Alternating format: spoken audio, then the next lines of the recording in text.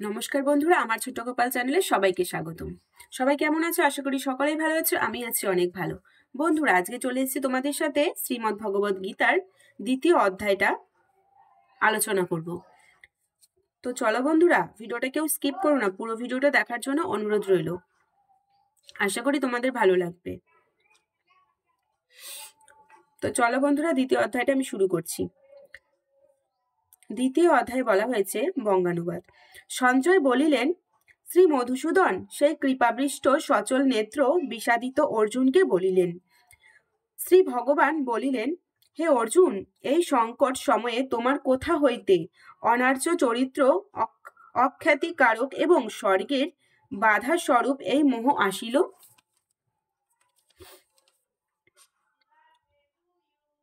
হে পার্থ, যাহা তোমার উপযুক্ত নহে সেইরূপ কাতকরা পরিত্যাগ করো। ক্ষুদ্র হৃদয় দুর্বলতা ত্যাগ করিয়া ওঠো।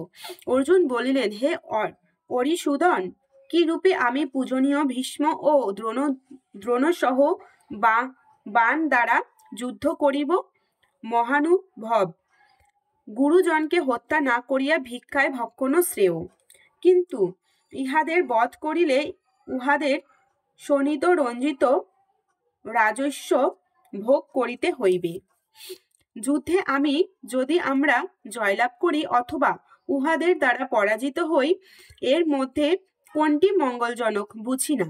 কারণ যাহাদের বধ করিয়া বাঁচিয়া থাকা শ্রেয় মনে করি না, সেই ধৃতরাষ্ট্রের পুত্রগণে আমার পুরা ভোগে দণ্ডায়মান আছেন। চিত্তদৈন্য স্বভাবশত, জাতি নাশ পাপে অত্যন্ত ভীত, প্রকৃত ধর্ম সম্বন্ধে অস্থির চিত্ত।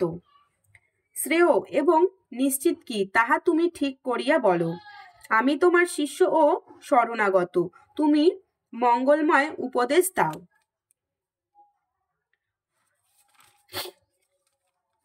এই পৃথিবীতে মহা সমৃদ্ধিশালী নিকট রাজ্য পাইলেও অথবা সুর অর্থাৎ দেবতাগণের উপরে আধিপত্য পাইলেও এইরূপ চিত্ত চাঞ্চল্যকর দুঃখের কাছে সমস্তই তুচ্ছ।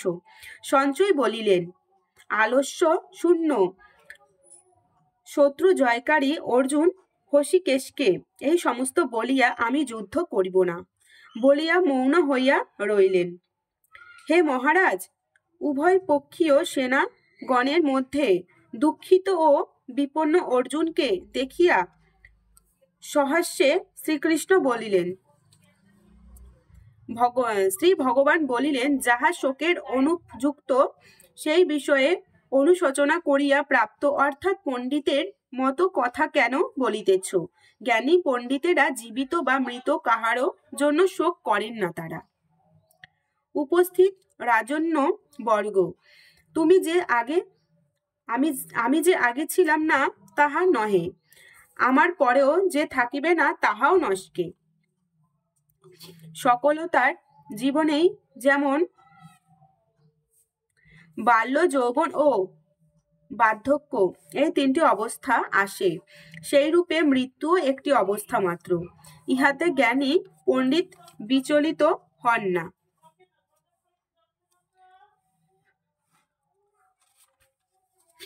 হে অর্জুন, ইন্দ্রিয় সমূহের সঙ্গে বিষয় সংযোগে সুখ দুঃখ শীত গ্রীষ্মাদি বোধ জন্মে। সেজন্য এই সকল অনিত্য বিষয়কে তুচ্ছ ভেবে সহ্য করাই। সরি বন্ধুরা, ফোনটা একটু পড়ে গেছিল। আচ্ছা, হে পুরুষ শ্রেষ্ঠ, জ্ঞানীগণ সুখ দুঃখকে সমান করে মনে করেন। যে ধীর ব্যক্তিকে ইন্দ্রিয় সকল পীড়া দিতে অক্ষম,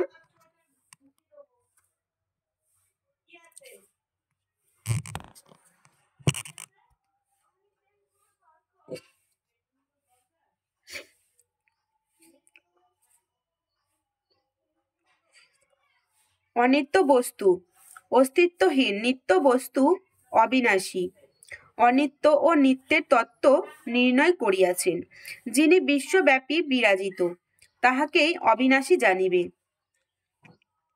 সেই অব্যয়রূপী আত্মাকে কেহই বিনাশ করিতে পারে না। পণ্ডিতরা বলেন, আত্মা নিত্য বস্তু, ভোগাদি রহিত ও পরিণাম রহিত। আত্মা অবিনশ্বর, কিন্তু দেহ বিনাশশীল। অতএব হে অর্জুন, যুদ্ধ করো। আত্মাকে যিনি হত বা যিনি হন্তা ভাবেন, তারা উভয়েই অজ্ঞান। কারণ আত্মা কাহাকেও বধ করে না ও কাহারও দ্বারা হতও হয় না। আত্মা জন্ম মৃত্যু রহিত ও বারবার জন্মিয়া তার বৃদ্ধিও হয় না। আত্মার ক্ষয়ক্ষতি নাই। ইহা অজ নিত্য, শাশ্বত এবং চির পুরাতন। দেহ হত হইলেও দেহধারী আত্মা হত হয় না। আত্মা সর্বদা একই রূপে বিরাজমান। হে জন্মবৃদ্ধি ক্ষয় ক্ষুণ্ণ, হে পার্থ, আত্মার এই স্বরূপ যিনি জ্ঞাত আছেন, তিনি কাহাকেই বা বধ করেন ও বধ করান। মনুষ্যগণ যেরূপ জীর্ণ পুরাতন বস্ত্র ত্যাগ করিয়া নতুন বস্ত্র পরিধান করে, সেই রকম আত্মাও জীর্ণ পুরাতন দেহ পরিত্যাগ করিয়া নবদেহ ধারণ করে। অস্ত্রের সাহায্যে আত্মাকে ছেদন করা যায় না। অগ্নি দগ্ধ করিতে অক্ষম জলেও আর্দ্র হয় না। বায়ু আত্মাকে শুষ্ক করিতেও পারে না। আত্মা অচ্ছেদ্য, অদাহ, শুষ্ক ও আর্দ্র হয় না, চিরকাল একই রূপে রহিয়াছে। ইহা নিত্য, স্থির, সর্বব্যাপী, অচল এবং অনাদি। আত্মাকে অব্যক্ত, অচিন্তা এবং অধিকারী জানিবে। অতএব ইহা জ্ঞাত হইয়া তোমার অনুশোচনা করা উচিত নয়। হে মহাবাহু, আত্মা নিত্য জন্মায় ও নিত্য মৃত্যু হয়, ইহা ভাবিলেও দুঃখ করা অনুচিত। যেহেতু জন্ম হইলেই মৃত্যু, আবার মৃত্যু হইলেই জন্ম অবশ্যই হবে। অতএব এ বিষয়ে শোক করা বৃথা মাত্র। জন্মের পূর্বে কি ছিল ও মৃত্যুর পর কি হইবে, জীবগণ তাহা জানে না। শুধুমাত্র মধ্য অবস্থায় তাহা জানা যায়। অতএব এ বিষয়ে শোক করা বৃথা। কেহ আত্মাকে আশ্চর্য বলিয়া শ্রবণ করেন, কিন্তু শুনিয়াও আত্মাকে কেহই জানতে পারে না। হে ভারত, অনির্বাচিত স্বরূপ এই আত্মা সকলের দেহে সর্বদাই অবদ্ধ। সেজন্য তাহারও জন্য তোমার শোক করা উচিত নহে। যদি স্বধর্মের কথা চিন্তা করো, তাহলে অস্থির হইয়া অনুচিত, কারণ মহাযুদ্ধের ন্যায় কাজ ক্ষত্রিয়র নিকটে আর কিছুই নাই। হে পার্থ, যাহারা ভগবান ক্ষত্রিয়, আর কিছু নাই।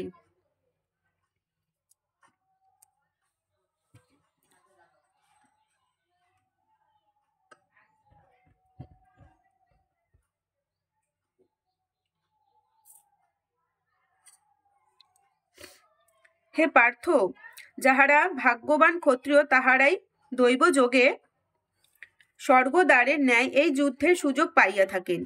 যদি তুমি এই ধর্মযুদ্ধ না করো, তবে তোমার নিজ ধর্ম ও কীর্তির পথ ত্যাগ নিমিত্ত পাপ ভোগী হইতে হইবে।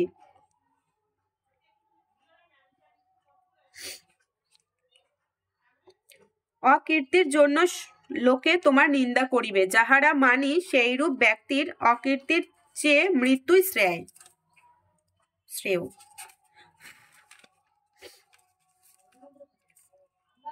মহারথীগণ ভাবিলেন, তুমি ভয়ে যুদ্ধে বিরত। তোমাকে যাহারা সম্মান করে, তাহাদের কাছে তুমি হীন হইবে। অনেকে শক্তিহীন ভাবিয়া অনেক কথা বলিবে। ইহা অপেক্ষা আর দুঃখের কি আছে বলো? যুদ্ধে মৃত্যু হইলে স্বর্গ লাভ হয়, জয়ী হইলে পৃথিবী ভোগ করিবে তুমি। অতএব হে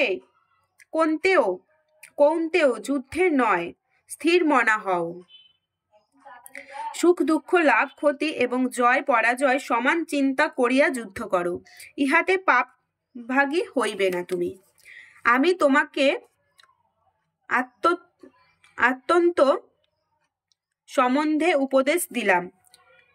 এবার কর্মযোগের সম্বন্ধে শ্রবণ করো। হে পার্থ, ইহা দ্বারা তুমি কর্মবন্ধন হইতে মুক্ত হইবে। নিষ্কাম কর্মের বিনাশ নাই তোমার, এই কর্মের পাপ ও বিষণ্ণ নাই।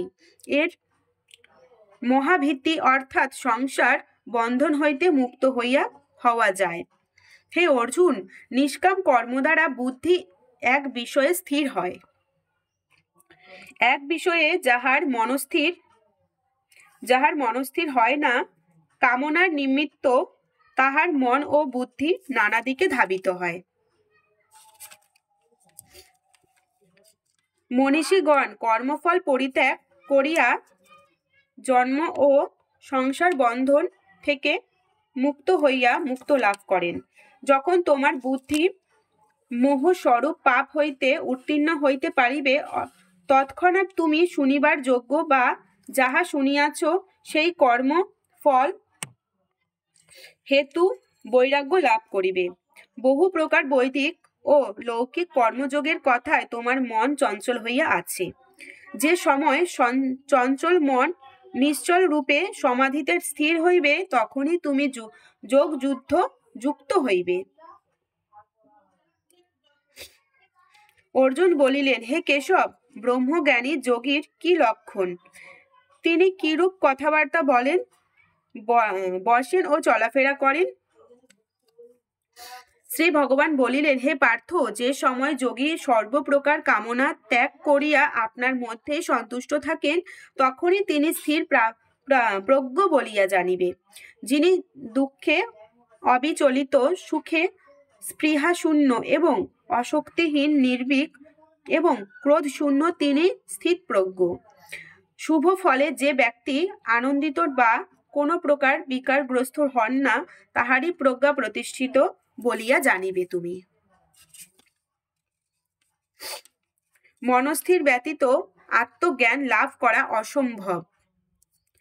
যার আত্মজ্ঞান নাই, তাহার শান্তি নাই। শান্তি ব্যতিরেকে সুখ কোথায়? বিষয় ভোগের জন্য ইন্দ্রিয় সকল সর্বদা অগ্রসর। ইহাদের মধ্যে আবার মন যে কোনো একটির প্রতি অগ্রসর হয়। যেমন বাতাস সমুদ্রের বুকে ভাসমান তরীকে ডুবাইয়া দেয়, সেই প্রকার উহা মানবের প্রজ্ঞ হরণ করে। হে মহাবাহ, যে ব্যক্তির ইন্দ্রিয় সমূহ সর্বপ্রকার বিষয় ভোগ হইতে নিবৃত্ত, তাহারই প্রজ্ঞা প্রতিষ্ঠিত জানিবে। সাধারণ প্রাণী সকলের আত্মনিষ্ঠা যেখানেই রাত্রির সমতুল্য, সংযমীগণ সেই রাত্রিরে জাগরুক। অপরপক্ষে যে বিষয় নিষ্ঠায় প্রাণীগণ জাগ্রত, আত্মজ্ঞানীদের কাছে তাহা নিদ্রার সমতুল্য।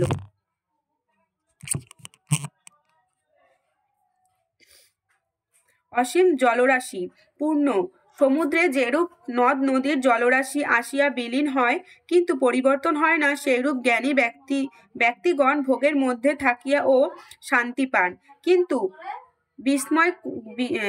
বিষয়কামীগণ কখনো শান্তি পান না।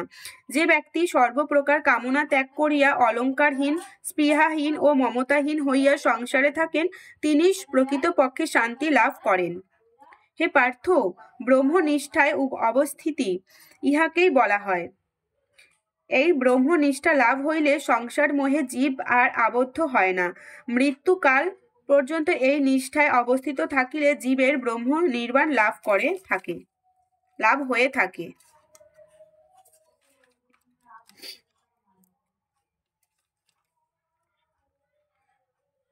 ইতি সাংখ্যযোগ নামক দ্বিতীয় অধ্যায়। এখানে আমার দ্বিতীয় অধ্যায়টা আমি সমাপ্ত করছি।